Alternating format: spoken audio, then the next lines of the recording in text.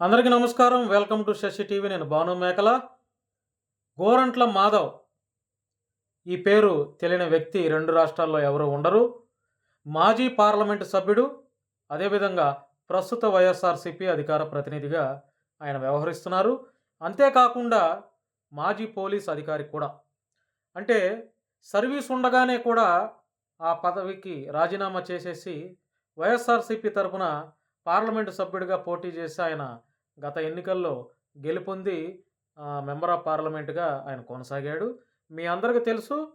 ఒక మాజీ పార్లమెంటు సభ్యుడిగా మాత్రమే కాకుండా, ఒక మాజీ పోలీస్ అధికారి మాత్రమే కాకుండా, ఒక వైఎస్ఆర్‌సీపీ అధికార ప్రతినిధిగా మాత్రమే కాకుండా, నగ్న వీడియోలతో హల్చల్ చేసి 2 తెలుగు రాష్ట్రాల్లోనే గాకుండా కేంద్రం లెవెల్‌లో కూడా గుర్తింపు పొందినటువంటి వ్యక్తి గోరంట్ల మాధవ్ గారు.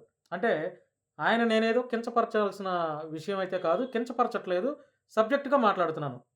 అంటే గోరంట్ల మాధవ్ అనే పేరు చెప్పంగానే మీ అందరికీ ఆయన గతంలో నగ్న వీడియోలు అది హల్చల్ అయ్యాడని అదొకటే గుర్తొస్తుంది గదా! సో, అందుకనే చెప్పాల్సొచ్చిందనమాట. సో, రాష్ట్రంలో ఆంధ్రప్రదేశ్ రాష్ట్రంలో వైఎస్ఆర్‌సీపీ నేతలు, నాయకుల అరెస్ట్‌ల పరంపర కొనసాగుతుందా అంటే కొనసాగుతుందనే చెప్పుకోవాలి. నిన్నే అంటే గతంలో వైఎస్ఆర్‌సీపీ సానుభూతిపరుడుగా ఉన్నటువంటి పోసాని కృష్ణమురళిపై శివరాత్రి సందర్భంగా శివరాత్రి పండుగ రోజునే ఆయన్ని అరెస్ట్ చేయడం జరిగింది. మరలా ఈరోజు ఇందాక విజయవాడ పోలీసులు అనంతపురంలో ఉన్నటువంటి గోరంట్ల మాధవ్ మాజీ ఎంపీ ఇంటికి వెళ్లి పోలీసులు ఒక నోటీస్ అయితే ఇవ్వడం జరిగింది. ఆ నోటీస్ యొక్క సారాంశం ఏంటంటే, గతంలో ఒక రేప్ విక్టిమ్ బాధితులు అంటే రేప్ చేయబడినటువంటి చిన్న పిల్లలు, మైనర్ పిల్లలు ఎవరైతే ఉన్నారో వారి పేర్లు ఏ మీడియా ముఖంగా గానీ, ఎక్కడ ఏ పోలీస్ అధికారి కూడా వెల్లడి చేయరు. అది మేజర్ అయినా సరే, మైనర్ అయినా సరే, ఒక రేప్‌కి గురి కాబడినటువంటి ఒక మహిళ యొక్క వివరాలు, చిరునామా, పేర్లు ఎక్కడ బయట పెట్టకూడదు. అది చట్టం చెప్తుంది.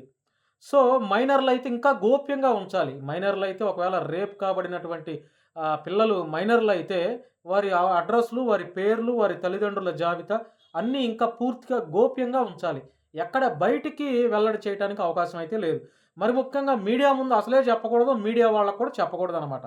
సో, ఈ వివాదంపై గతంలో ఫోక్సో పిల్లల పట్ల గోరంట్ల మాధవ్ ప్రెస్ మీట్ ముందు పేర్లతో సహా జిల్లాలు, మండలాలతో సహా పేర్లు చెప్పి అగౌరవపరిచాడు అని చెప్పి, ఆ చట్టాన్ని అతిక్రమించాడని చెప్పి గతంలో వైఎస్ఆర్‌సీపీ అంటే హ్మ్. మా మా మాజీ వై గతంలో వైఎస్ఆర్‌సీపీ అధికారంలో ఉన్నప్పుడు మహిళా కమిషనర్‌గా పనిచేసినటువంటి వాసిరెడ్డి పద్మ గారు వైఎస్ఆర్‌సీపీకి రిజైన్ చేసినప్పుడు రిజైన్ చేసి ఆవిడ మళ్ళా 2024లో ఆవిడ రిజైన్ చేసినప్పుడు విజయవాడలో నేరుగా ఆవిడే వెళ్లి కంప్లెయింట్ ఇచ్చారనమాట. ఏమని? గోరంట్ల మాధవ్‌పై చర్యలు తీసుకోండి అని చెప్పి. సో, మరి ఆ 2024లో వాసిరెడ్డి పద్మ గారు ఇచ్చిన కంప్లెయింట్ ముందుకు వెళ్ళలేదు.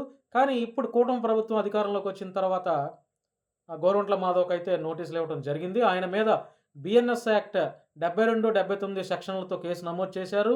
అదేవిధంగా వచ్చే నెల మార్చి 5వ తేదీ నాటికి ఆయన్ని విజయవాడ సైబర్ క్రైమ్ పోలీసుల ఎదుట హాజరు కావాల్సిందిగా, విచారణకు రావాల్సిందిగా ఆయనకు నోటీసులు ఇచ్చారు. మరి చూద్దాం. అంటే ఇప్పుడు పెద్ద ఎత్తున 2 తెలుగు రాష్ట్రాల్లో గోరంట్ల మాధవ్ గురించి చర్చ అయితే జరుగుతుంది. ఆయన్ని అరెస్ట్ చేస్తారా? లేకపోతే ఇప్పటికే పెద్ద ఎత్తున అనంతపురంలో వైఎస్ఆర్‌సీపీ నాయకులు, కార్యకర్తలు గోరంట్ల మాధవ్‌కి మద్దతుగా, సంఘీభావంగా ఆయన నివాసానికైతే చేరుకున్నారు. మరి గోరంట్ల మాధవ్ కూడా నేను విచారణకి సహకరిస్తాను. నేను ఏ కేసులైనా పెట్టుకోండి. కానీ ఇట్లాంటి అరెస్టులు, ఇట్లాంటి కక్షపూరితమైనటువంటి రాజకీయాలు చేయొద్దు అని చెప్పి వైఎస్ఆర్‌సీపీ నాయకులతో పాటు గోరంట్ల మాధవ్ కూడా ఈ విధంగా అయితే స్పందిస్తున్నారు. మరి చూద్దాం. రేపటికి వైఎస్ఆర్‌సీపీ నాయకులు అంటే ఒక్కొక్కరుగా ఎలాంటి స్పందనిస్తారు? ఈ వైఎస్ఆర్‌సీపీ నాయకుల మీద జరుగుతున్నటువంటి ఈ అరెస్టుల నేపథ్యంలో ఒక్కొక్కరు ఎలా స్పందిస్తారు అనేదైతే మరి చూడాలి. మాజీ ముఖ్యమంత్రి వైఎస్ జగన్మోహన్ రెడ్డి కూడా ఈ గోరంట్ల మాధవ్ ఇష్యూ మీద ఎలా స్పందిస్తారనేది మనకి చూడాలి. సో, ఈ వీడియో నచ్చితే లైక్ చేయండి, షేర్ చేయండి. మీ యొక్క విలువైన అభిప్రాయాల్ని కామెంట్ రూపంలో తెలియజేస్తారని మనస్ఫూర్తిగా కోరుకుంటున్నాను. చూస్తూనే ఉండండి. నేను భాను మేకల, శశి టీవీ.